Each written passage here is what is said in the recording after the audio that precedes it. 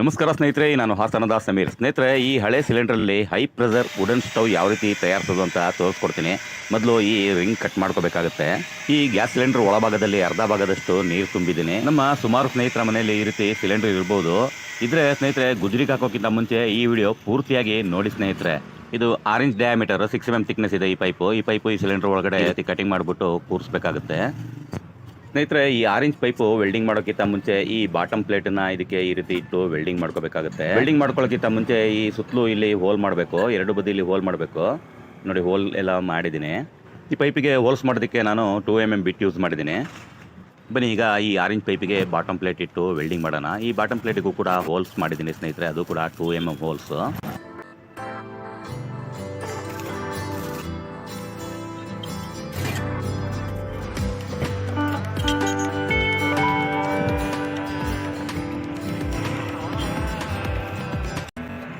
ಸಿಲಿಂಡರ್ಗೆ ಮತ್ತು ಪೈಪಿಗೆ ಕಂಪ್ಲೀಟ್ ಆಗಿ ವೆಲ್ಡಿಂಗ್ ಮಾಡಿದ್ದೀನಿ. ಈಗ ಇದಕ್ಕೆ ಬ್ಲೋವರ್ ಕೂರಿಸಬೇಕು. ಬ್ಲೋವರಿಗೆ ಇದೊಂದು ಪೈಪಲ್ಲಿ ರೆಡಿ ಮಾಡ್ಕೊಂಡಿದ್ದೀನಿ ನೋಡಿ ಸ್ನೇಹಿತರೆ.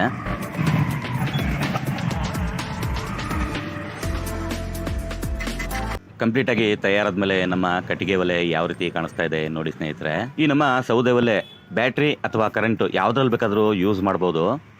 ಕಡಿಮೆ ಸೌದೆಯಲ್ಲಿ ತುಂಬಾನೇ ಹೈ ಪ್ರೆಷರ್ ಆಗಿ ಮತ್ತು ತುಂಬಾ ಜಾಸ್ತಿ ಸಮಯ ಈ ಸ್ಟವ್ ಉರಿಯುತ್ತೆ ಸ್ನೇಹಿತರೆ. ಸ್ವಲ್ಪ ಸೀಮೆಎಣ್ಣೆ ಅಥವಾ ಡೀಸೆಲ್ನಲ್ಲಿ ವೇಸ್ಟ್ ನೆನೆಸ್ಕೊಂಡು ಒಳಗಡೆ ಹಾಕಿ ಬೆಂಕಿ ಹಚ್ಚಿ ಬ್ಲೋವರ್ ಆನ್ ಮಾಡದೆ ತಡ ಸ್ಟವ್ ಉರಿಯೋದಕ್ಕೆ ಸ್ಟಾರ್ಟ್ ಆಗುತ್ತೆ ನೋಡಿ ಸ್ನೇಹಿತರೆ. ಇದು ಬ್ಯಾಟ್ರಿಯಿಂದ ಕನೆಕ್ಟ್ ಮಾಡ್ತಾ ಇದ್ದೀನಿ. ಮೊದಲು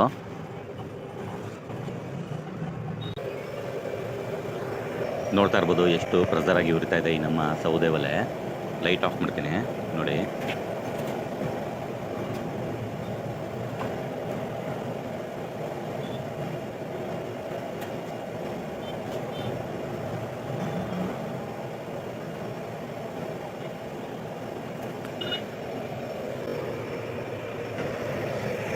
ಬ್ಯಾಟ್ರಿ ವೈರ್ ತೆಗೆದು ಈಗ ಕರೆಂಟಲ್ಲಿ ಉರಿಸ್ತಾ ಇರೋದು ಸ್ನೇಹಿತರೆ.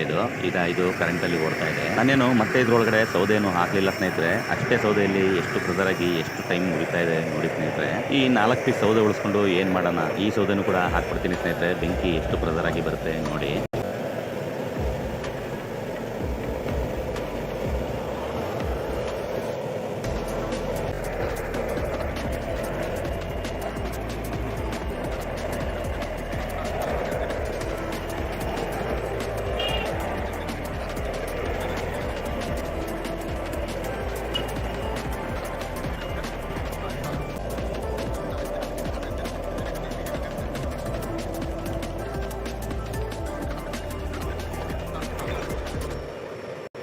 ಹೇಗಿತ್ತು ಸ್ನೇಹಿತರೆ ಇವತ್ತಿನ ಈ ನಮ್ಮ ವಿಡಿಯೋ? ಕಮೆಂಟ್ ಮಾಡಿ ತಿಳಿಸಿ. ಇಷ್ಟ ಆದರೆ ಒಂದು ಲೈಕ್ ಮಾಡಿ ಸ್ನೇಹಿತರೆ. ತುಂಬಾ ಇಷ್ಟ ಆದರೆ ನಿಮ್ಮ ಸ್ನೇಹಿತರಿಗೆ ಶೇರ್ ಮಾಡಿ ಸ್ನೇಹಿತರೆ.